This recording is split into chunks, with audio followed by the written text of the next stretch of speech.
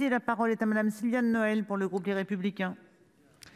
Merci Madame la Présidente. Monsieur le Ministre, mes chers collègues, je ne vous l'apprendrai pas, en montagne peut-être plus qu'ailleurs, l'espace constructible est très restreint en raison notamment des contraintes imposées par le relief, l'altitude ou encore les risques naturels. À cette rareté du foncier s'ajoutent des phénomènes qui peuvent accroître encore la pression foncière. C'est le cas dans les stations de ski renommées ou encore les communes frontalières. Dans ces communes, le prix au mètre carré peut atteindre 11 000 €, quand 9 logements construits sur 10 sont devenus des résidences secondaires.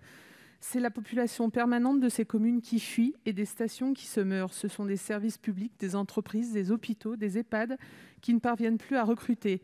Des classes d'école qui ferment, tant le prix du logement et du foncier est devenu inabordable pour la grande majorité des citoyens. Face à cette situation, les élus sont démunis et ont bien peu de moyens pour enrayer ces phénomènes.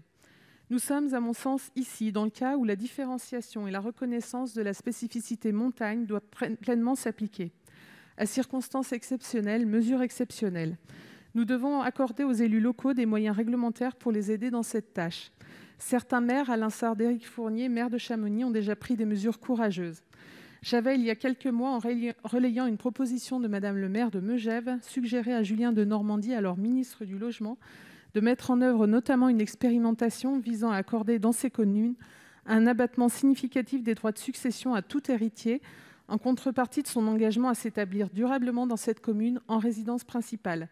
Cette piste me semble être intéressante, mais ce n'est pas la seule. Il faut également se pencher sur la problématique des zonages abaissés affectés à de nombreuses communes qui se révèlent inadaptés et qui les privent de nombreuses aides à l'investissement locatif intermédiaire. Le gouvernement est-il prêt à nous donner le moyen d'enrayer ces phénomènes? Il y a urgence. Je vous remercie. Merci, Monsieur le Ministre, c'est à vous.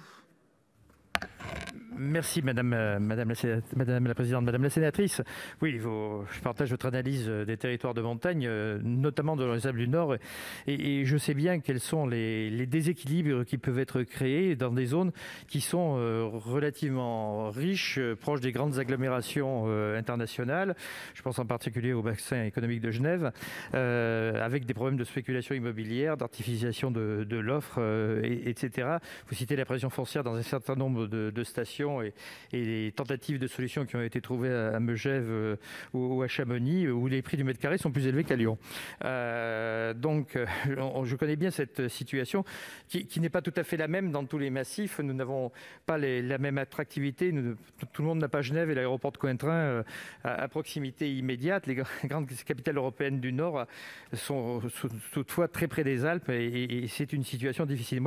Ma réponse, elle va apporter deux volets principaux. D'abord, il existe une notion d'une zone tendue en montagne, comme il existe, à contrario, des zones de revitalisation rurale en montagne. Et les zonages fiscaux, ça ne permet pas toujours de rendre compte de la réalité de la tension du marché, je suis d'accord. C'est d'ailleurs pas spécifique de la montagne, et des travaux sont en cours sur l'égide d'Emmanuel Vargon pour faire évaluer le système Pinel et prendre mieux en compte les réalités et permettre les adaptations au niveau local. Il y a aussi des dispositifs qui permettent de répondre aux besoins. Il ne s'agit pas que de logements intermédiaires. Les métiers que vous citez peuvent aussi prétendre au logement social. Et le plan de relance renforce les financements sur ce logement social.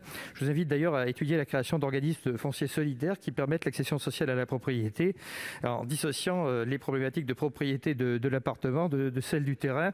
On envisage de renforcer ces dispositifs dans la loi 4D. Sur l'urbanisme et la cohésion des territoires, les PLUI et les SCOT sont évidemment des outils pertinents pour répondre à l'enjeu de tension foncière. Certaines communes et intercommunalités ont pu innover avec succès. Elles méritent d'ailleurs d'être reconnues et soutenues. La réponse à la question posée passe souvent par la stratégie de territoire à l'échelon intercommunal du SCOT, qui me semble également une des priorités. Merci, Madame Noël. Vous avez la parole pour 38 secondes. Merci, Monsieur le Ministre, pour l'ensemble de ces réponses.